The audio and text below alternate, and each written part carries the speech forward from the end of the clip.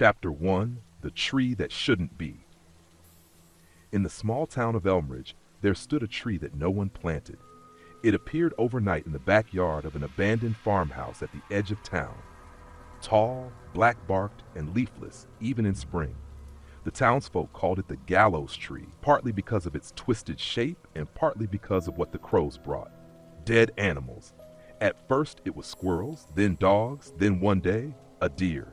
All strung up in the high branches. No one went near the tree. Kids dared each other, of course, but no one stayed long. The air around it felt wrong, still but never quiet. If you listened long enough, you could hear faint creaks like ropes swaying in wind that wasn't there. Then came the McGowan family. New to town, looking for a quiet place after a rough few years in the city, they bought the old farmhouse for cheap, never asking why. Stephen McGowan, his wife Claire, and their 10-year-old daughter Molly. They moved in on a rainy Wednesday. By Friday, Molly had started talking to someone who wasn't there. Chapter 2: Molly's Friend. She says her name is Hazel, Molly told her mother over breakfast. Claire smiled nervously. Is Hazel from school? No, Molly said. She's from the tree. Stephen looked up from his coffee. The tree out back? Molly nodded. She lives inside it. Claire and Stephen shared a glance. Claire tried to keep her tone light. That's a funny place to live, don't you think? Molly shrugged and munched her toast. She's not really living. She says she got stuck a long time ago. She says you can still hear the others if you go real quiet. Claire laughed, a little too loudly. You've got some imagination, sweetheart. But later that night, Claire looked out at the tree from the upstairs window. Something was odd. It was raining, but there was a single dry patch of dirt beneath the tree, untouched by the downpour, like the roots rejected the water. And for a moment, she swore she saw something white moving between the roots. Chapter 3: Something in the Walls. It started with sounds. Scratching in the walls, beneath the floorboards, clicking in the ceiling like nails on wood. Stephen assumed rats. He set traps. Nothing got caught. Claire began waking up at 3:33 a.m. every night, gasping. No dreams she could remember, just a feeling of pressure on her chest, like something heavy had been sitting on her. Molly changed. She stopped drawing animals and princesses. Now she drew trees, dozens of them, and always the same one, twisted, black, leafless. In every picture, something was hanging from its branches. When Claire asked who they were, Molly just whispered, Hazel says they were bad. One morning, Claire found a drawing taped to her mirror. It was of the house, their house. The windows were red. The tree loomed over the roof, and in the attic window, something pale stared out.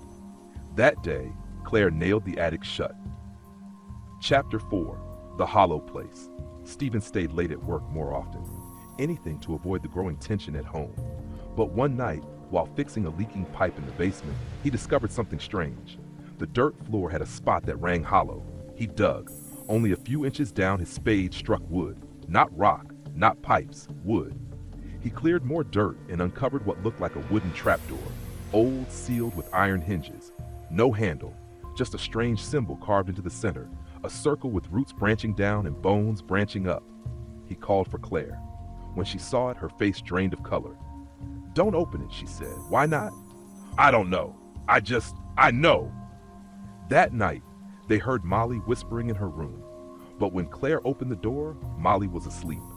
The whispering continued, coming from under the floor. Chapter 5: The Town Secret. Claire went to the town library the next day. She asked about the house.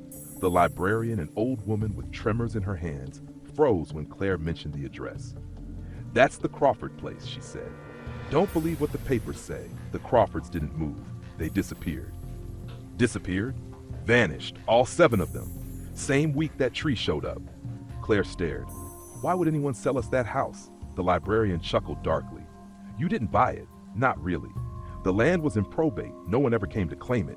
They just wanted it off the books. Claire found old newspaper clippings, yellowed, faded, but still readable. Family vanishes from farmhouse. Town authorities baffled. No signs of struggle. One article included a photo of the property taken a week after the Crawfords vanished.